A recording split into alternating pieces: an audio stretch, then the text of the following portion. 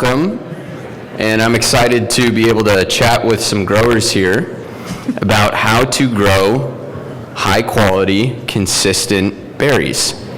My name is PJ Connolly, and I'm the business analyst for Savannah Institute. I work in the commercialization department. So our focus really is on bringing the business case to bear and the economic case for agroforestry, helping to figure that out. And one of those things that we found, especially in the case of berries, but any crop really, is if we want to sell more berries and develop markets, we need higher quality berries more consistently. So with that, I would like to turn it over to our speakers to give a little introduction. We're going to go in order of seating from right to left, and if you could give your name and your background, and then what scale you grow at and why. Yep, 2 to 3 minutes, and then we'll move on to questions after, or a little list of questions after. Intro, or like about how to grow? Yes. Yeah, that's cool. I just yeah, okay. I'll cut you off at 3 minutes, okay? All right. Hi, everyone. Welcome back from lunch. I'm Erin Schneider. I co-own and steward Hilltop Community Farm, which is about an hour and 20 minutes from Madison. So if you went to Savannah Institute's demonstration farm, as the crow flies, if you were to catapult us to the other part of the county, in Sauk County, that's where you'd land by our farm. So this is the after lunch crowd, right? So if it helps me to get into my berryness I need to get into my body. So I just invite you, if you want to stand, or you could stay sitting, but just feel free to stand up, and we're going to just get our bodies ready and primed to pick those high quality, consistent black currant berries. So feel free, navel to spine, or a nice core, getting down a little low. I do hand harvesting. I know there's mechanical as well. And then just stretch your hands. We're gonna reach under. They're just gonna fall in. We're gonna reach overhead a little. Maybe you've got some elderberries in your orchard understory. You need to roll your shoulders back. And then you can I'm not really sure how you pick honeyberries, but I'm excited to learn with Bernice here. So, on your back, let's get on our backs. Aronia, sweet spot, Wandy's gonna tell us all about that. And just shake it out, and to be perennial growers, our bodies are one of our best tools. We have to think like a good perennial, a really strong underground root system, and keep flexible shoots. So, feel free, if you want to stay standing, you're welcome to. I need to digest this. So I have a little more to say, but I'm going to hold that, and just because we talked about some tips about harvesting, so I want to also hand it over to our fellow growers here. Thank you. Bernice and Jim over in the back somewhere, Ingvaldson from northern Minnesota. And we stumbled into becoming fruit growers because we had about 1.5 acres of space, and we wondered what to do with it. And in 2010, I saw these funny looking blue colored berries that were zone 3 cold hardy, and hey, anything that I can grow new and it's blue and it looks good. And so I ordered 2 bare root plants, and they arrived. I thought they were dead because that's what the bare root plants look like in the spring when they're not growing yet. Stuck them in the ground, went to Canada, Googled cold hardy fruit, found out the University of Saskatchewan was developing something called Haskap there, and the more I read about it, I go, oh, that sounds like the honeyberries I ordered. Had the opportunity to visit a friend's farm, got talking gardening, and I asked her about if she had heard about these Haskap, and she said, yeah, my mother-in-law got some at an auction a couple years ago. You want to go see them? So we went out, and they were just starting to ripen, little blue oblong berries, and I popped one in my mouth, and yeah, it was pretty good. I asked my friend, what do you do with them? And she said, nothing. My son eats them all off the bush. So I figured, I thought there's some potential there. So came back and told Jim about them, and we ended up ordering some that fall just for our own use, and then got the idea to bring some more down in the spring, and started HoneyberryUSA and started planting whatever we sold. We'd start planting, and so we now have a U-pick with about 3 acres of everything that we distribute, and we do a little bit of harvesting for local small businesses we've sold breweries, wineries, and jam makers. And but I always tell people I'd rather sell you the plant or have you come and pick, and you go home and you mess up your own kitchen. Good afternoon. My name is Wandy Peralta. I'm from the Dominican Republic, but I live in southwest Wisconsin. And I I own branches and berries, and I grow multiple different kind of berries and branches and flowers, but I started first growing the aronia and a little bit the blood currant 10, 12 years ago. I was thinking to grow branches, and I was working in a 300 acres decorative branches and flowers farm.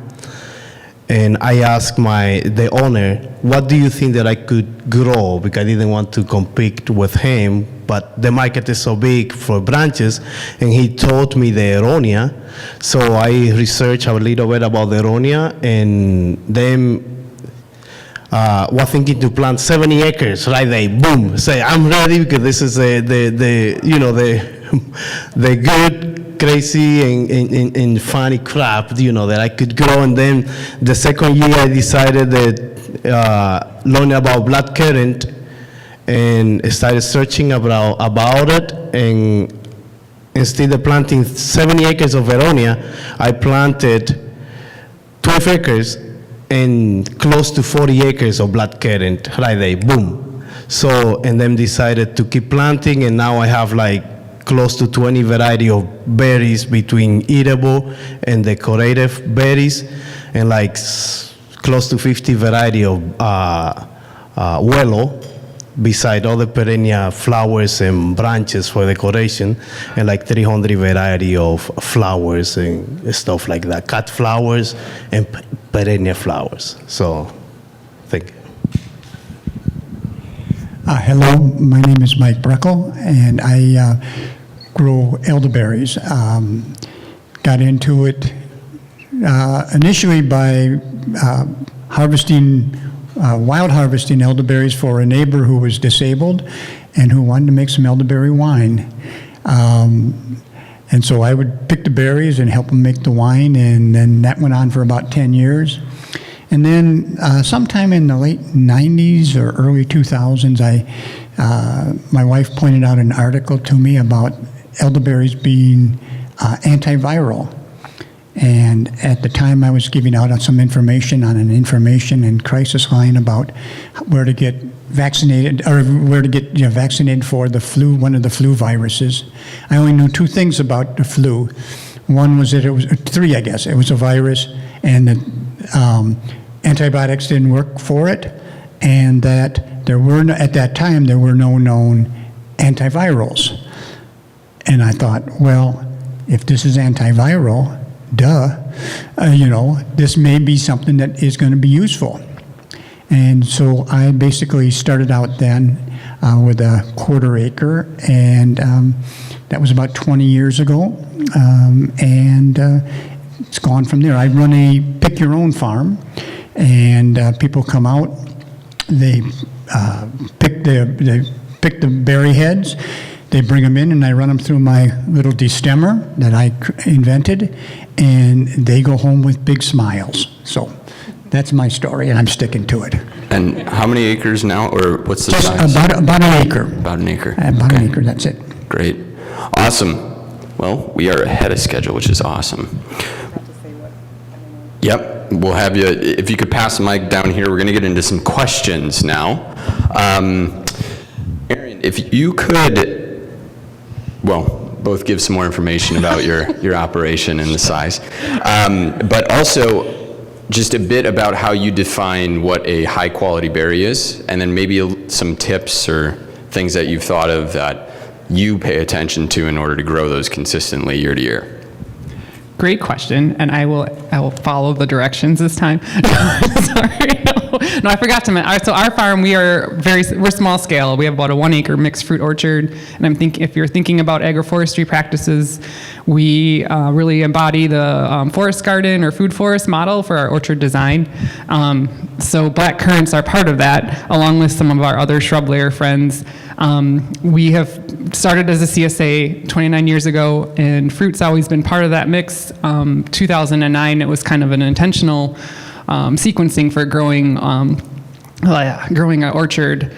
And I'll just elaborate a little bit. I wrote some notes because I was just trying to capture what's happened since 2009 when we started that. So I'm really honored and grateful to pass on what I learned about what makes a high quality berry. I don't know. I hope I grow it, but but I can show what I've learned in terms of our system. So I got a taste for black currant around that time, and we wove it into our orchard's fruit guilds, modeled on the agroforestry practice, food forests.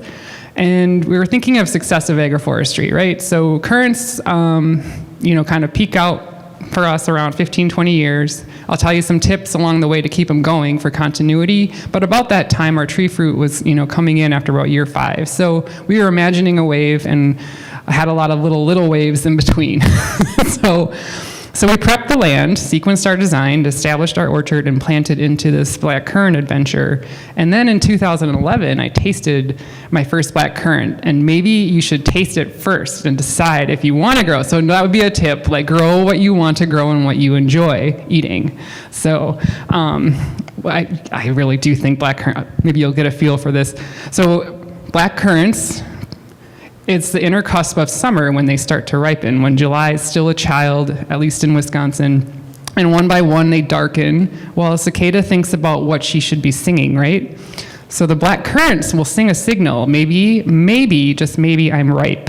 But it's hard to practice constraint, especially that first year, right? So in my wanting and in my curious current high right now, this was in 2011, I slipped it to my lips and then woof, astringent, but nut meat is there. So that's another sign, sample along the way, get a taste for that.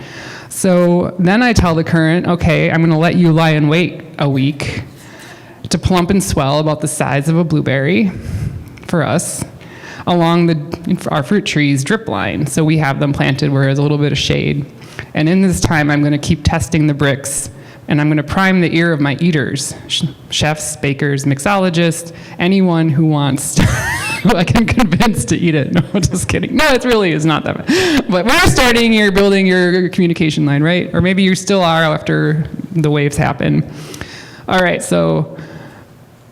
and then you also gotta watch your birds, or we had to.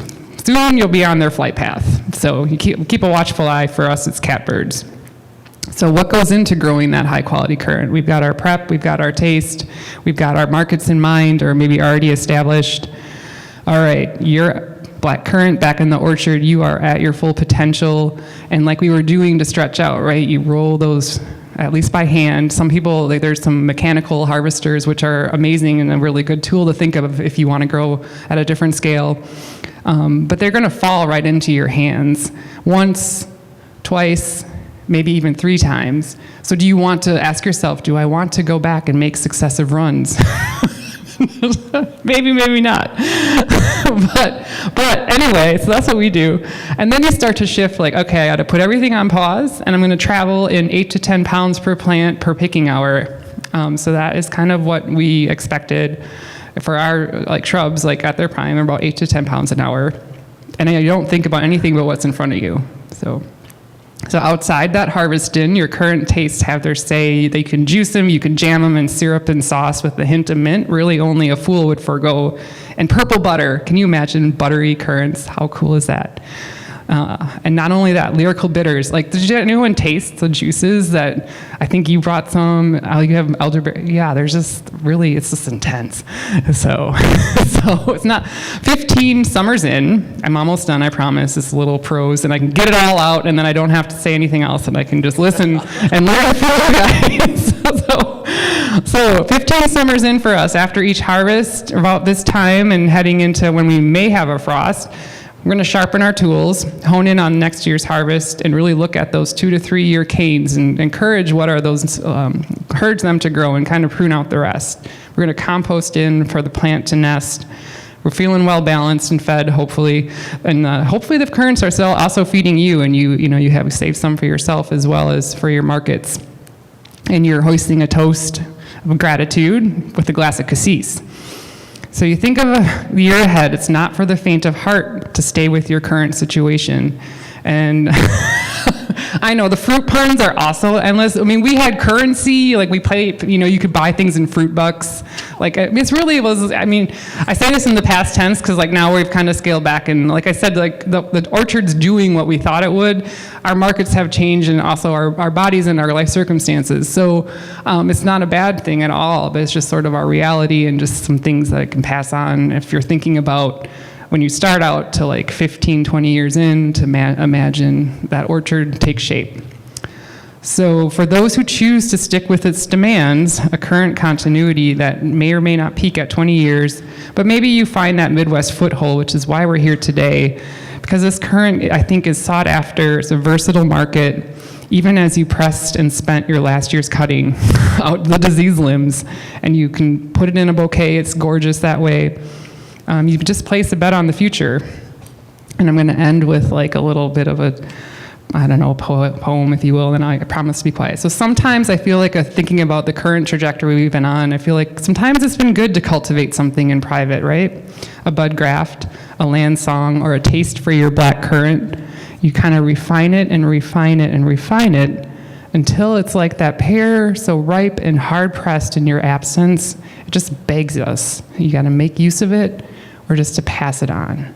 So I'm really grateful to be able to pass it on. I'm going to pass on the mic, and we get to go back this way to look at honeyberries with Bernice. Thank you. Well, first, that was kind of beautiful. Could we give a round of applause? That was great. A lot of information, it was dense with information in there, too. Currants are dense. The high quality is here. Yeah, dense. Quality, intense fruit. You got to go there when you're with us. Thank you. Questions for her? No. We'll get to audience questions after we go through some more. So, Bernice, how do you define a high-quality honeyberry, and what are some things that you do to make sure you're able to grow those year after year?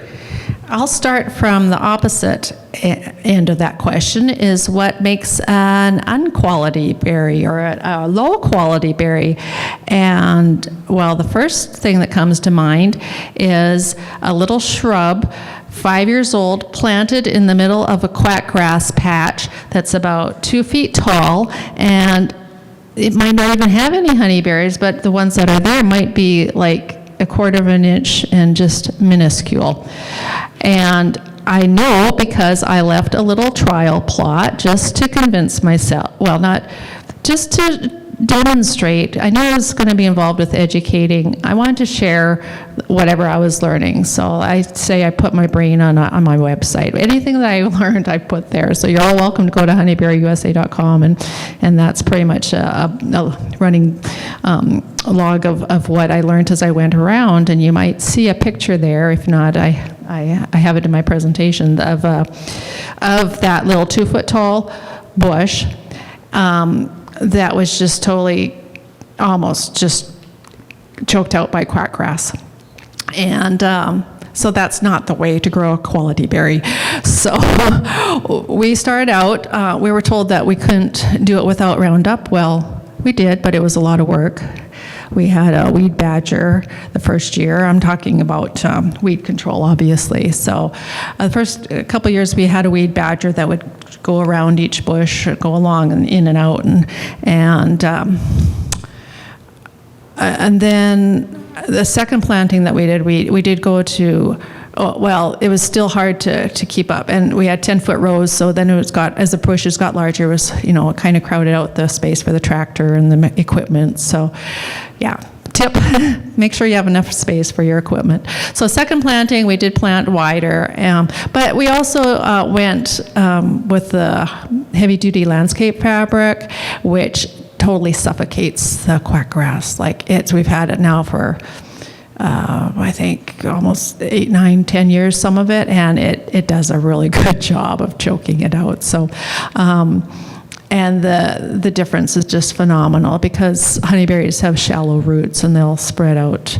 But that's what honeyberries need, and most fruit trees in the first few years really do need that. You know, our customers will send pictures of their nice little plot that's prepared. I got one this week, and they've got their cage set up, and they've got their hole dug, and it's about 1 foot wide, maybe 1.5 foot, and I like to see at least a 3-foot weed-free of competition. It's just going to give those little plants a good start, and once they get bigger, then they can hold their own. But that's my biggest tip for growing quality berry. Give it a good start by giving it as much of a good chance in life, free of competition from especially quackgrass.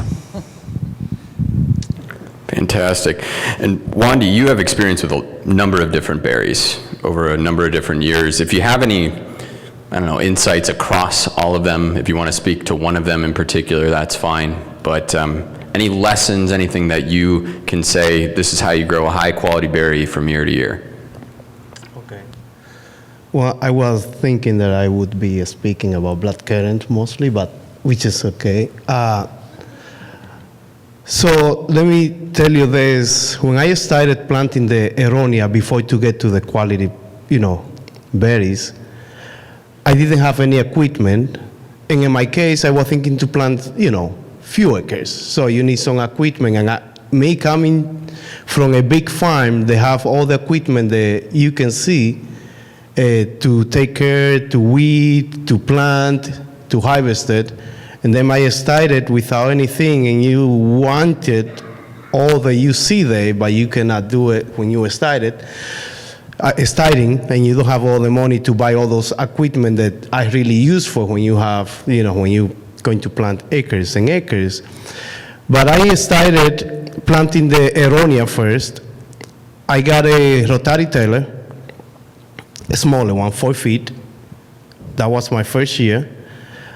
You have to mark the road, right? I mean, the one that you have, that is the first thing. You need to know the distance where you're going to plant each road.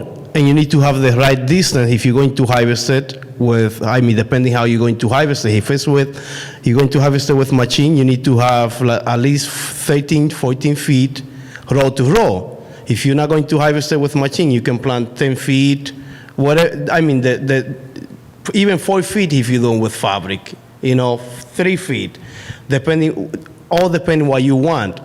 So I tailor without killing the grass. We have in the farm some grass that has been established for over 40 years because that was a grazing farm. So I didn't kill the grass. I tailor, I mow the grass, mark the road, tailor, went and plant the aronia. At that time, I was working full-time trying to establish the business, working full-time and doing that, and I left it alone. So all the weed, you can imagine dividing, when you use the tiller, you have millions of seed there, and then you dividing, cutting all the roots and dividing it, and then you're going to have more weed. So when I planted the aronia, I left it alone for a few months. When I came back, all the weed took over. I planted aronia that tall, and I couldn't even see it because the weed took over. That is a big competition. They need a space, they need sunlight.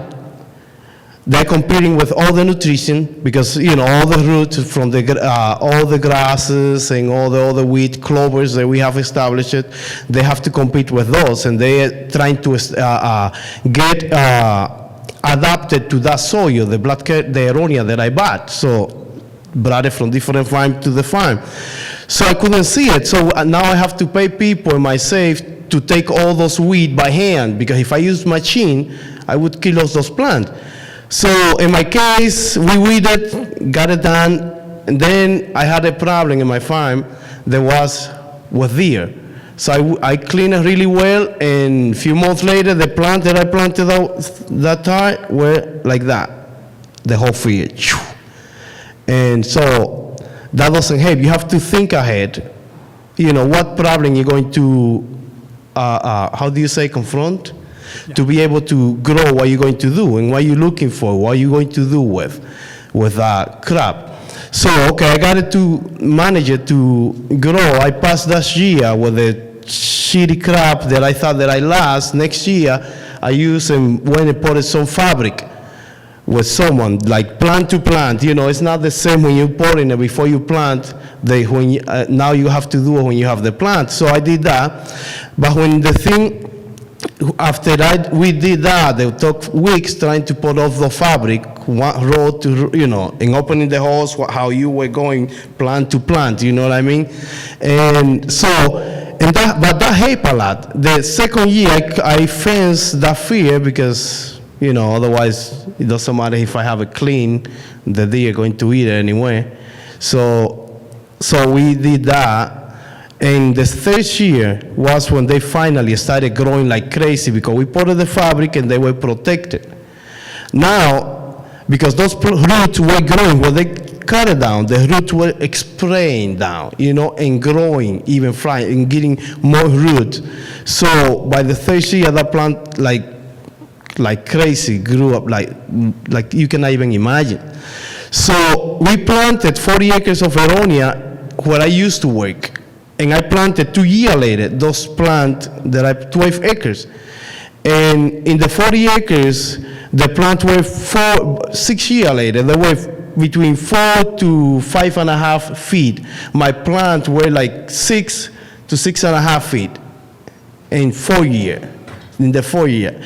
Why? Because I think, and there are different things. I mean, they were growing corn in that field. I wasn't growing corn. We were working the ground for quite a few years, enriching the ground and using manure, cow manure, chicken manure with pellet, pelletized, so to enrich the soil.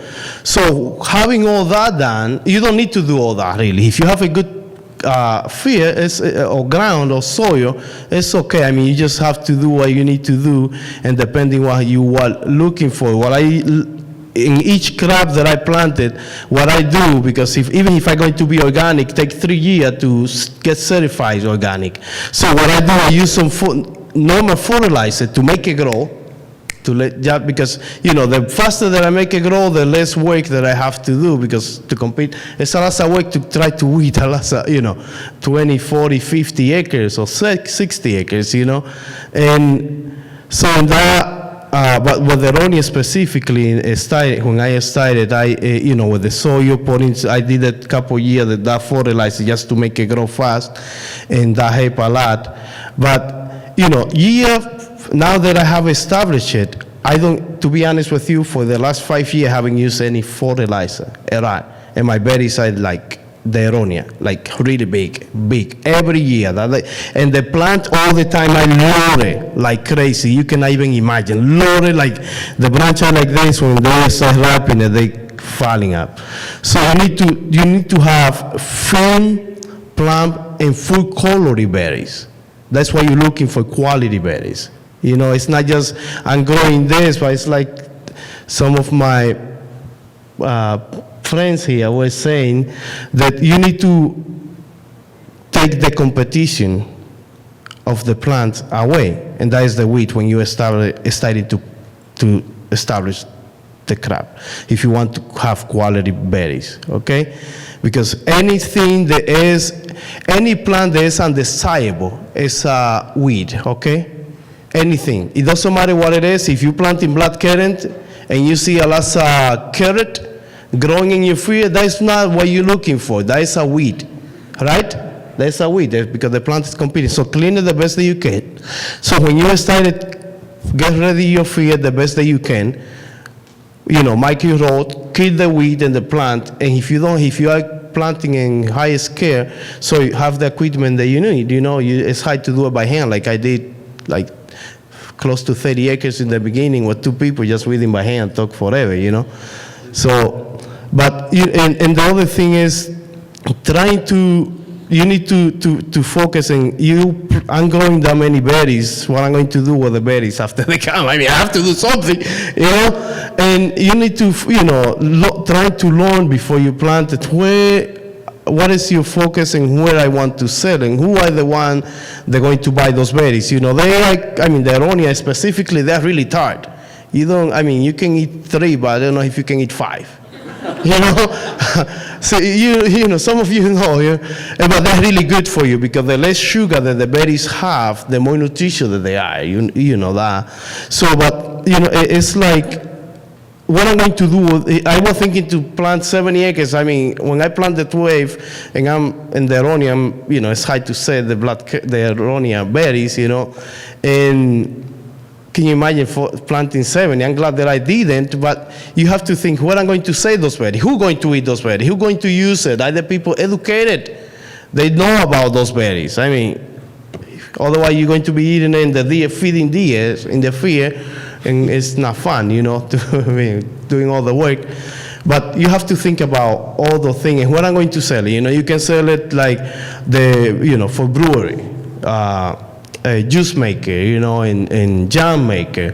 I sell it to people to make a smoothie. I just before I drove today here, I drink my smoothie with black currant and aronia berries and, you know, and elderberries. So, but you have to think about those. Who's going to buy all those berries that you're going to grow? Otherwise, you can have thousands of berries just sitting in the freezer there, waiting to be sold, you know, and it's okay. You can have enough to supply some of your client, but you need to think about how can I sell those berries after I get those field prepared. You know, and the other thing is when you're preparing the field, depending what you want to do and how you're going to harvest it. Because I planted the first row, I planted 12 feet apart, and I was driving when I was harvesting the harvesting machine on top of one row. To be able, you have to, you know, it's a lot of money that you pour in there, and you're wasting money now. I waste 3 years plus a lot of money, you know, killing those plants. And well, I don't want to take more time because I don't know, but I mean, you can ask. We'll be able to field questions in just a minute or two here. I'm going to have you pass it over to Mr. Breckel, and if you could talk a bit about the elderberry side of things. Okay.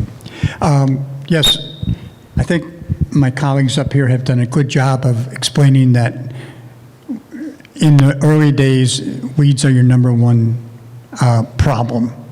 And whatever you can do to keep those weeds down. I personally chose not to use any kind of petrochemical barriers, but that meant that I had to buy a weed whacker and do it all by hand. Now, I only have an acre, you know, and that's enough. But I think I'm going to take a little different tactic here. I think you guys have covered the startup and that very well. I think that at least with elderberries and probably for all of the fruits that we've been talking about, you have to realize that these are new crops. They're not like corn and beans that have been cultivated for 10,000 years. And so we have to realize that we're the leading edge of figuring out how these plants need to be grown. Terry back there has done a tremendous job of getting the word out on how to get started, how to grow your elderberries. But my advice to new growers, and that's the majority of elderberry growers, is to start small, a quarter acre maybe at the most, and see if you can develop a passion for the fruit. And if that passion means that you're willing to do the work to grow that crop. Without that passion, without that willingness to do the work, the techniques don't matter. You're not going to have good berries, you know, because you don't have that passion. The other thing I'd say, Wandy basically hit on it, is while you're waiting for your berries to develop, you've got a year or two with elderberries, develop your markets. Even before you have berries to sell, you want to get out there, you want to get those berries sold before they're even harvested, if you can. Make your mistakes small on that quarter acre, because you're going to make mistakes. it's better to make your mistakes on a quarter acre than it is on 70 acres, right? I know at one point the motto was 25 acres to start, even if you had never grown elderberries, and that's asking for trouble, you know, in my own mind.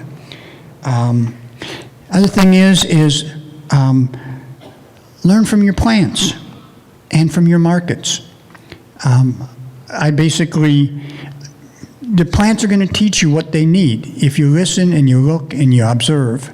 Now, you can only do that on a small scale. You can't do that on a large 10, 20 acres.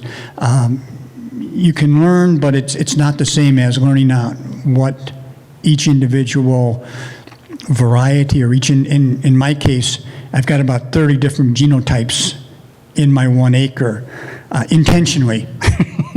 And each one of those is going to tell you something a little different and what they need to grow. This is kind of my 10-step program for growing berries, just so you know. And we're on step 5. I found that each planting has a microclimate of their own. I found that, a little background, I'm on a ridge top.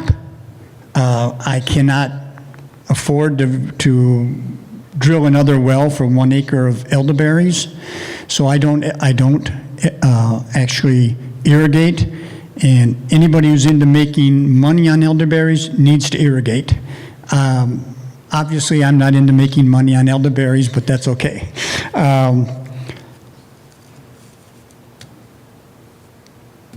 As you have to take that microclimate into context, because you're going to learn something different than somebody that lives 50 miles away from you. Your climate is going to be different. Your soils are going to be different.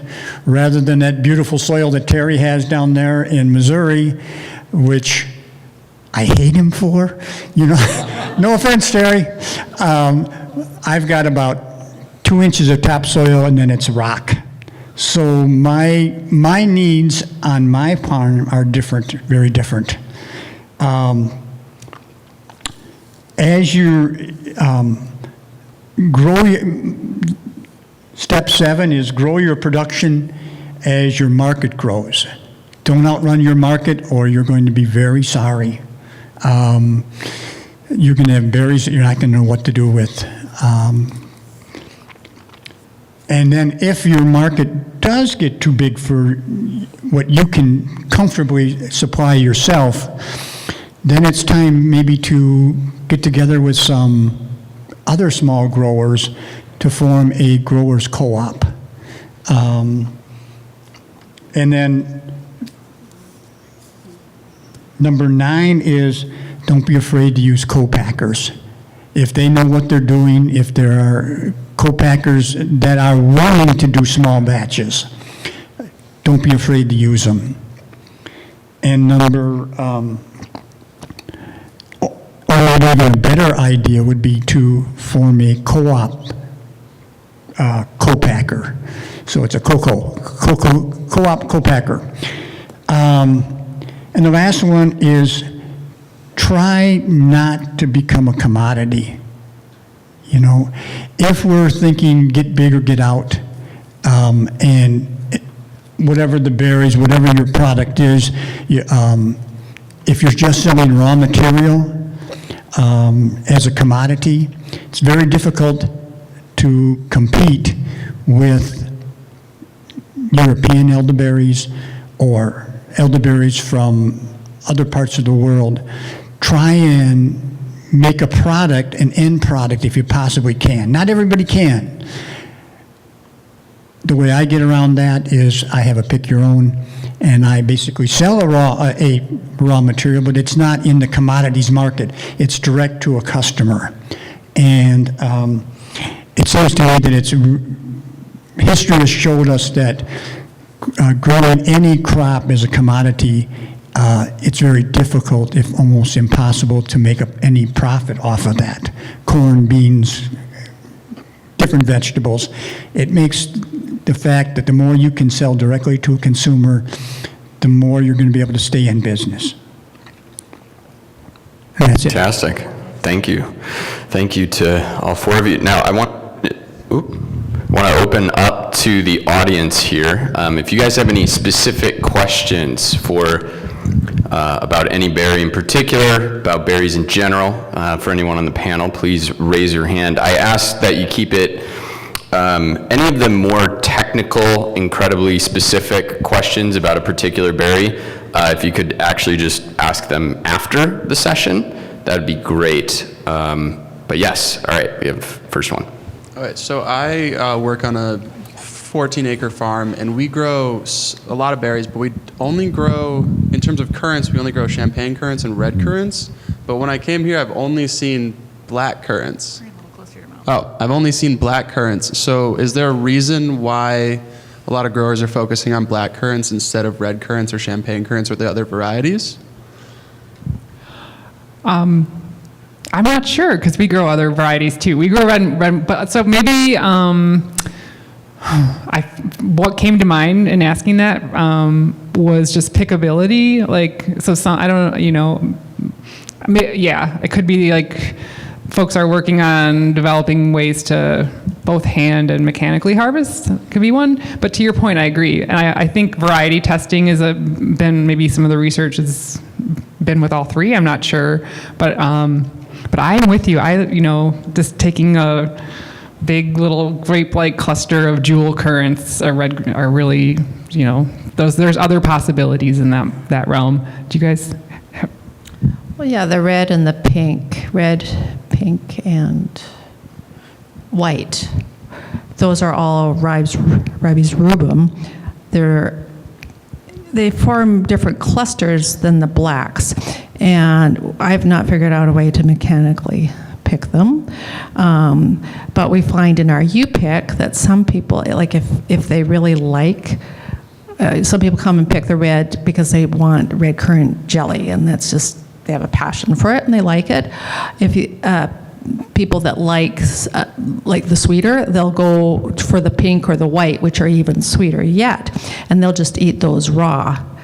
And within the reds, there's a range of sweetness. There's some really tart ones, and then there's some very pleasant sweet ones too. But in general, the lighter the color, the sweeter, and that more appeals to the American market in general. So it works in our U-pick. We like to have some, just a small quantity for those, select customers that want to pick. But in our case, it's largely pickability and also the fresh eating. Some people will eat the black currants, and once again, within that black currant range, there's a whole range of sweetness and tartness. So variety, what goes into growing a quality berry is selecting a variety that's appropriate for your market, whether it's fresh or juice or whatever. So it can make a huge difference.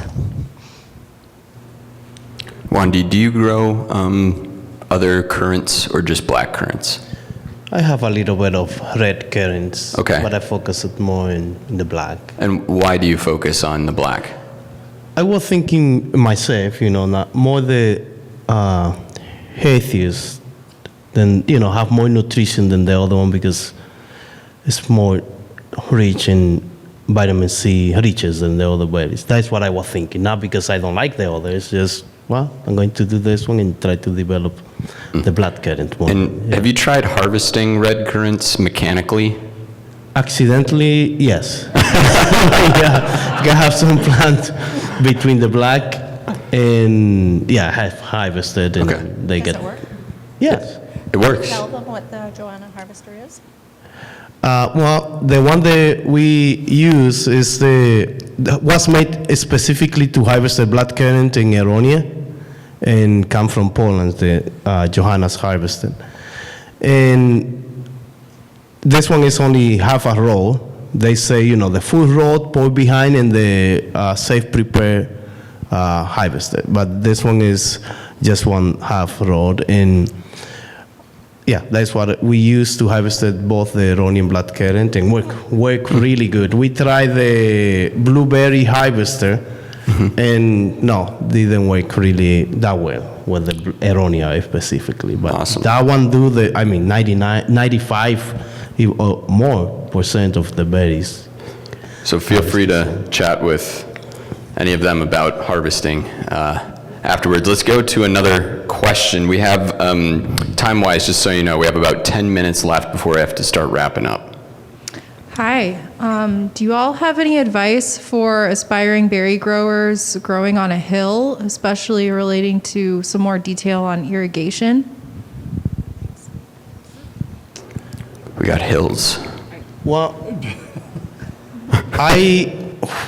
I'm on the hill, and everything is hilly where I am. So nothing, I don't have any, probably 1 acre flat, but not really deep, but it's hilly, and for that reason, the harvester that we got was with some hydraulic to be able to how you say, to make a level, yeah. So, but yes, I mean, and for me, the blood currant in the hill is a lot better than the valley, what get hot. I know some people that grow like few acres, 5, 10 acres, you know, I mean, few acres in the way that not in the but is, you know, not big, you know, like, and it's get hot. It's in Iowa, in Illinois, and when it get hot, they get some mildew and get affected for that really badly. So in my case, I get a lot of wind because I'm in the hair. I don't use any chemicals, never, and I just need to keep it more. What I do in the beginning, I let the grass go tight because they grow really tight, so I just don't want to be mowing all the time. Then I mow. When I let the grass tight, so they can some mildew. But work really good if you have a hill for the blood currant, because if it's hot where you are and it's a valley and you don't get that much breeze, you can get some. Do you irrigate? I don't, never. You don't? Okay. Any crop. I have like, yeah. Erin, do you irrigate? We kind of go in between, if you will. Like, so if you're thinking of, so we're also on a hill. I think when we were all speaking to site prep and design, like that could be your first like starting point to think about how can the land help slow water down and hold it in places, or can I plant in ways that like I'm creating little berms or knowing, I mean, so other trees in our orchard also help water. We're on the drip line. We also, where we're at, we have a barn above, which from a harvest design, we're carrying things uphill, which is another story. But anyway, we're letting gravity feed that too. So we store water in a couple tanks, and we have a series of hoses, and that's enough pressure so we don't have to put another well. And then just mulch the heck out of things in the winter too, or when you can. There's the ideal time and when you can. Those things will help, I think. Airflow is critical for some things, in addition to currants. Tart cherries, there's a site in Wisconsin near River Hills that just does not get enough airflow, and they have a lot of trouble, very steep hills. So is it a gentle sloping hill, or is it a hill in a valley? And we haven't talked much about cherries here, but let me put a plug for cherries. They're wonderful. But cherries don't like wet feet either. So if you do have a nice sloping hill with airflow, plant them near the top or middle. We had a hill and we planted, and we never saw standing water, but in the past I think there had been standing water, and they died out. We had several rows that just did not like it. You've heard cherries don't like wet feet, but they don't like being planted in some types of soil that previously might have been waterlogged. So look into your variety, and I'll just say honeyberries. They can stand wet feet for a few weeks, but eventually if it's too swampy, they'll die out as well, but they are much more tolerant than cherries. And I don't know about currants. And then, Real quick, you can also leave your grass grow a little longer on the upper side, and that basically acts as it slows the water down. It basically penetrates a little bit more. And if you have that line right on the upper side of your crop, your berry crop, whatever it is, it basically will help if you don't have irrigation. If you do have irrigation, you run your line along that top edge, and that should help. Awesome. I'm going to have us go to one more question here. I think we can squeeze in one more, and then would encourage, please find these folks after and continue the conversation. So on another beginner question, pests, deer, birds, whatever, what kind of problems have you run into as you first started growing berries, and what solutions did you come up with to, take care of them as much as possible? And I'm going to ask, we heard from Wandy about the deer and needing a fence. So if we have other pest problems besides deer, yes? The bird. They love the elderberries. For a couple of years, I have problem with them. So by the time, and like every year, I decided the weekend I'm going to harvest it Thursday. When Thursday come, they gone. The bear eat it all. And the other problem that can happen is the rain, for the elderberries more specifically. Like I have couple years to losing the berries, one rain before the date of harvesting done. So that can, it's nothing that we cannot control the rain, but we can control. The bird, I use some cannon for the bird to, scare sound away. cannon? Sounds, Okay. cannon, yeah, and some sound like a bird, like a eagle sound, something like that, Anybody else with birds? I don't have problems with birds. I've got nests in my elderberries. And I found that oftentimes it's what's called elderberry shatter, in that when they get just about ripe, they drop. And elderberries are often very indeterminate within the head, and so it's kind of like an evolutionary advantage to have ripe berries for a longer period of time, I think. No scientific evidence there, just a thought. But the little stamens start to dry out, and then the berries drop. In terms of the deer, early in the spring, I'll often spray with a real high strength hot pepper, and that seems to deter especially the young deer from browsing. I didn't do it this year, and I had much more damage this year than other years. Any other? Fast. The other Yes. thing is that I have problem for the elderberries, the one that, for me in my area, okay? Some other area having a problem. We live like 1 hour away, more or less, and it's the Japanese beetle. They come and eat all the blossom, and then you done with like no blossom, no flowers on the elderberries. What do you do for Japanese beetle? Those are kind There's of so tough. many ways. I haven't done anything, but there's so Yeah. many ways that I could, Yeah. okay, you can, if you want.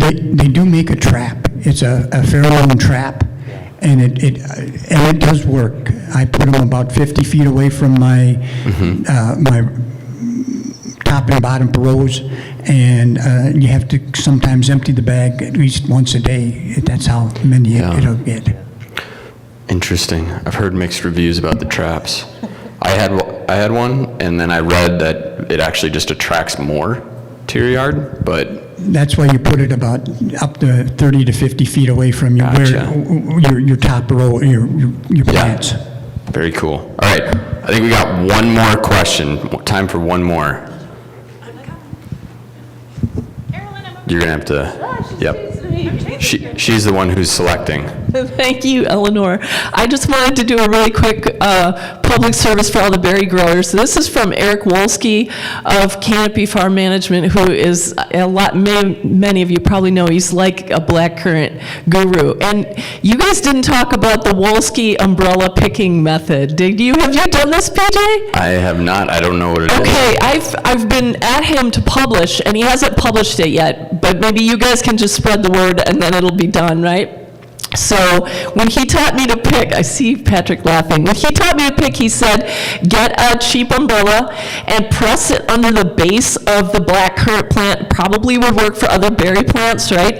And then he says, take your loose fingers and go into a nice squat and then tickle the berries off the branch, starting at the base all the way to the top.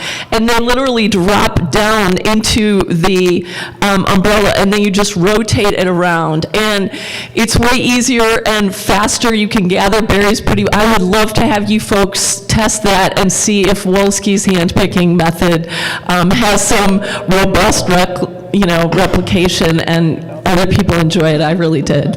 Thank you so much. Wolski umbrella method. I love it. I started using an inverted umbrella, and the rods are on the outside, so the inside, nothing gets caught in the spine. Inverted umbrella, so the rods are on the outside, so they don't get caught in the rods. I've also, Bernice, do you guys use like swimming pools? Yeah, like a kiddie pool that you cut so you can put it around and harvest it that way. Yes. Here. But, a lot of these we say are, prototype redneck. We're the most redneck nursery you pick in northern Minnesota that may be anywhere. But, so we like to try all different things, methods, and even the paddling pool will work until your bushes get too big, and so then but if anyone has any lightweight food quality material along that concept, please come talk to me, because we'd love to be able to develop something that was technically food quality and yet lightweight enough to be cleanable and expandable to grow with the size of the bushes. That's my question for any of you. I love it. All right, if we have one more really quick one, we can get it in. We got one over here. MJ, sorry. You're not gonna. Thank you very much. This is a quick question, perhaps for the aspiring berry growers as well.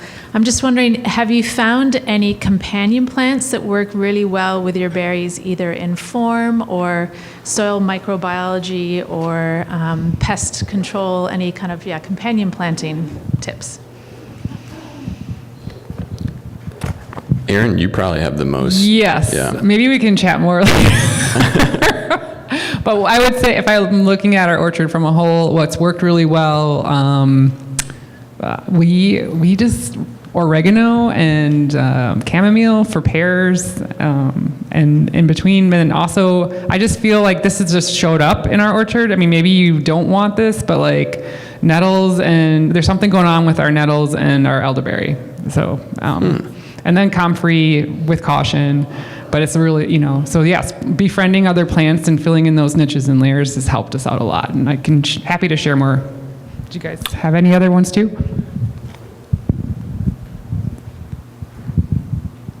Aronia legume will help because of the nitrogen fixation. I actually have some black locust trees that are really helpful for my rows that are right next to them. 2 rows up, totally different. We'll have to make a trip out there, because black locust, another thing that we focus on specifically within Savannah Institute. But yeah, thank you. Let's give a round of applause to our panelists. Thank you guys so much. Please grab them, talk, want to continue this conversation. The next session in here is going to be the culinary creativity with the fruits and nuts of agroforestry.